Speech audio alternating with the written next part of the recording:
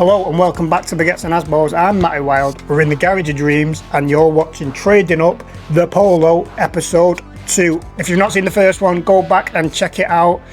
If you have seen it, you know we've already stripped that front end. And if you haven't seen that first episode, the reason why we're stripping the front end is because this has had a smash. It's a Cat End 2015, low mileage, little 1 litre Polo. I won this from Copart for £925, absolute bargain. I'm very happy with it. We've stripped it down, we've assessed the damage. The only bit I'm concerned about is this sill here, where it's all crumpled up. The subframe's good, the track rod end's bent, the drop link's bent, brake line's broken, ABS sensor's broken, but we've got a few of the parts here. We're just missing the drive shaft. I've ordered a new hub and I'm missing the inner tie rod. But apart from that, everything else is here to get it on the ground, barring an alloy wheel. But we've got a spare wheel in the boot, so we'll stick that on just so we can give it a bit of a test drive. Once we've done all that, then I'll start looking at the cosmetics. I can get a wing, a bumper, stuff like that. I'll probably get it used, white, whatever. So the plan is just to strip off these little bits that are still bent, and then see what we can get fitted and fixed. I've already stripped down the old hub, took the brake disc off, took the caliper off, took ABS sensors out of it, any little parts that I can strip. The dust shield, actually, I've took that off as well because that's in really good condition. And things like that, we might as well reuse. So let's get into it. Right, so first things first, we're going to try and get this drop link off. Spanner, Torx bit on the back just to hold the ball joint, get that off nice and simple. Then this inner tie rod, I got this fancy little tool here to try and do that, but I'm not going to bore you showing you that, so check back in 1 second.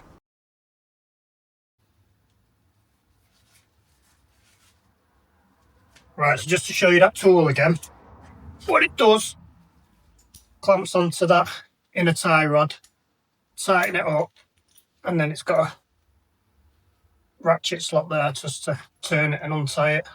Came out easy enough. It was a little bit tight and it's greasy. Got grease all over my gloves now and stuff. Ew. But that's it. Everything's stripped down. Oh, tell a lie, actually. I need to just get this broken brake line off, and then that's everything off and we can start building it back up.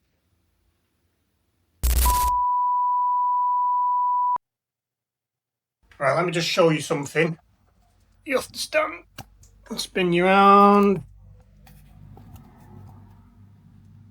The bracket here has been pulled off. I don't know if you can see that. Been ripped out there. They must have been spot welded in, but what we can do is just straighten up that bracket, drill it out, and then just rivet it back on. Obviously that must needs a little bit of fettling to get that flat. Easy job. What an afternoon. It's frustrating doing this when you're hot and sweaty and, yeah, tired. But we cracked on. We've done it. We've got the track rod on. We've got the inner tie rod off. I've sorted out the brake line. Let me just flip you around, actually, so you can see. I've riveted this little bracket on and straightened it all up and got the brake line hose in, but I still need the flexi. I've ordered a flexi off eBay assured fit. Did it fit? No. So I've had to order another one of them. Drive shaft's on its way, hub's on its way, and then bottom arm's on. Look at that. All in, bolted up, ready to go. This will be absolutely flying before you know it.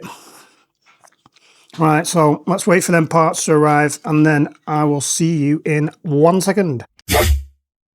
Right, so it's the next day. And lots of goodies have turned up. I've got parcels everywhere. And we've even got some rusty used parts. But don't worry, I did say we needed to keep that dust shield because that one's seen better days. That is perished. So yeah, let's get that swapped over. Get this hub stripped down and we can start building this car back up. Bosh! See, this is what happens. It's a school night. It's Monday. I've been at work all day. I come in the garage to have a look what parcels have arrived. I got carried away. Yeah, let's see. So I've already stripped down this hub, got the ball joint off. took that dust shield off, which I've just shown you, and started fitting it on. And the drive shaft's here, I might as well pull that cup out and get this drive shaft in, and then I can fit all this permanently. If I do that, I could probably put a wheel on it and then drop it down. Some people think I'm mad. I've got a full-time job. This is a hobby. I've come home and yeah, I just get stuck in. I love it. I think I'm addicted. I've got a problem. But somebody's got to do it.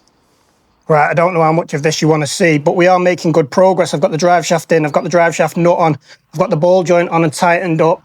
As I've already showed you, the drop link is on. Brake line, I'm still waiting on that. I've ordered the right one now. The ABS sensor, I need to fit in there and fix the cable. Caliper needs to go on, but I'll put the dust shield on first. Inner tie rod and the boot hasn't turned up yet, but I can do that afterwards. Tie rod end has arrived.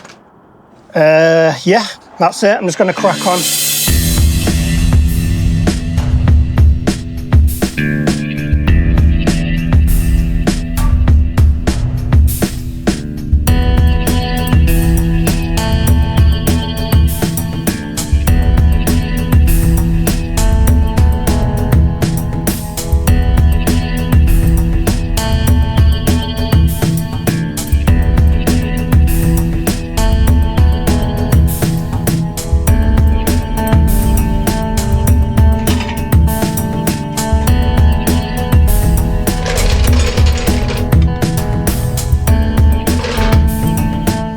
Right, so there she is, folks. She is down. But yeah, we still need to do the inner tie rod, so we've got no steering, and I still need that flexi brake hose, so we've got no brakes. And I've just seen that there's a leak in the fuel pipe. I was smelling it, and then I just saw this spray. It looked like a spider's web, so I went to waft it off, and then it was liquid just spraying out from the fuel pipe onto the radiator. So luckily I found that. We'll get that replaced. Right, so let's park that while we wait for those bits to turn up. But some exciting news, I've decided to buy myself a welder because I pulled that sill out, the sill end, and it's just a mess. So I've ordered a sill, and what we'll try and do is splice it out. But it's been a very, very long time since I've welded, and I've only stick welded. So I've ordered a little gasless welder, some 8mm flux core, because I believe this is better on the thinner metal. And then we've got the old wing. I'm going to get this welder out, and we're just going to have a little practice on the old wing and see what we can do. Dial in these settings. How hard can it be?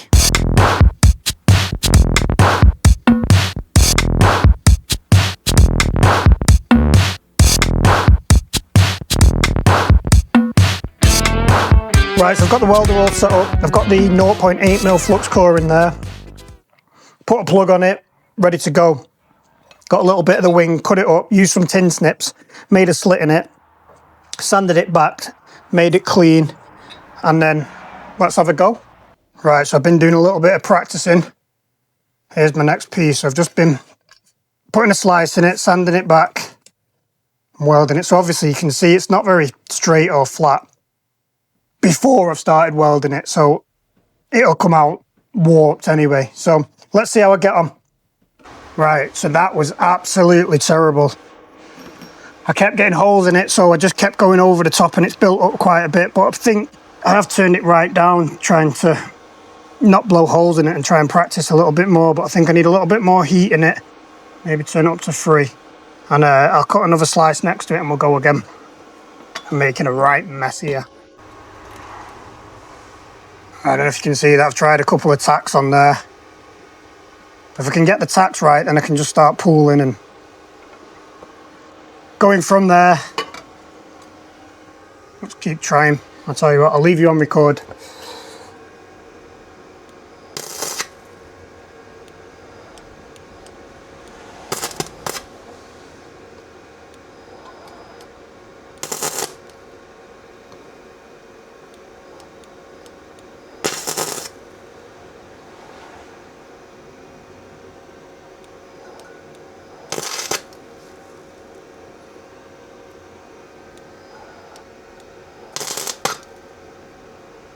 I think once I've made a mess of it and can contaminated it, it just makes it worse. I'll tell you what, let me scrub this off and see how it is. Put it this way, I won't be going anywhere near that car anytime soon. Let's go again.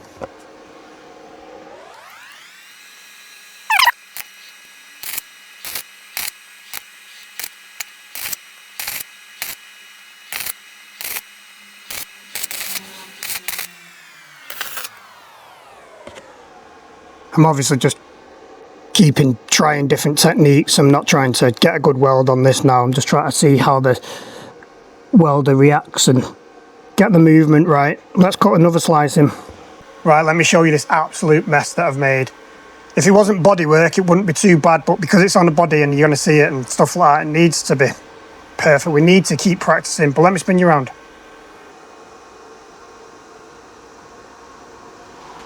Something tells me we're going to need some more practice. Right, so I'm going to try and tack this, and I'm going to try and run a quick weld down it and see how we get on. Right, so these bottom two tacks are alright. That one, I blew a little bit of a hole in it. Let's see if we can tack the rest. There you go, that's getting better. Right, I'll stitch weld it and then give it a wire brush off and see how it looks. Right, that's the best one yet. I'm going to give it a little bit of a grind and see how it looks. Right, well, there you go. Look at that, I ground it down. Bit of glaze over that, it'd be right. I have warped this little piece though, but it is small, so a lot of heat goes through it. If I was welding it on a bigger bit, I think I'd be better off. Not too bad. Plenty more practice though before we touch that car. Right, let me give you a quick update. I've got the brake line, fitted that, bled the brakes. That is all good. Done the inner tie rod, done the boot, done the track rod end. That is all good. Just to give it a test, I want to try and get some gearbox oil in it, but I need a 7mm hex tool to get it off. I haven't got one, I've only got 14mm. So there is a fill plug on the top, but instead of draining all the oil and filling it up, I'm just going to put in what came out. When I pulled the drive shaft out, or what was remained of the drive shaft, a little bit of oil came out and I poured it in a container. I've measured that container into a cup, marked the cup, put clean container back into that cup. We're just going to do this just so I can give it a test drive. Then once I can get the tool, I can drop all the fluids and we can put in the 1.1 or 1.3 litres of fluid that needs to go in, and it'll be 100% correct. So this is just to test. Right, with all that back together, there's only one thing left to do, and that's to see if it drives. But look, listen, I've bought myself a Crash Polo. I'm teaching myself how to weld. I'm trying to get under 2 minutes at Alton Park. If that sounds like a disaster that you'd like to support, then click the Ko-Fi link in the description and show us some love. Right, so here she is, the first drive. If I come out of here, straight into the trailer, it's because the brakes haven't worked. Oh, we've got brakes. Right, I'm going to make it past this trailer or what? You can see better on the camera, tell me. I'm going to miss it. Nice. Nice. I'm happy with that. Very happy. Right, well, I would call that a success. It's down on its wheels, it's driving, it's steering, and most importantly, it is stopping.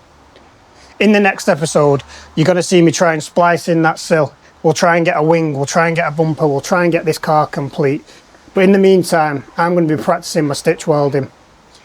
I hope you enjoyed this one. If you did, hit a like, comment, tell me. Give me some pointers on my welding. Tell me how much you think this car's worth as a cat end. Also, would you buy it? And don't forget, subscribe, because we're still trying to get to 2,000 subscribers, so you know what to do. And don't forget, most importantly, tell your mum and tell your nan. Peace.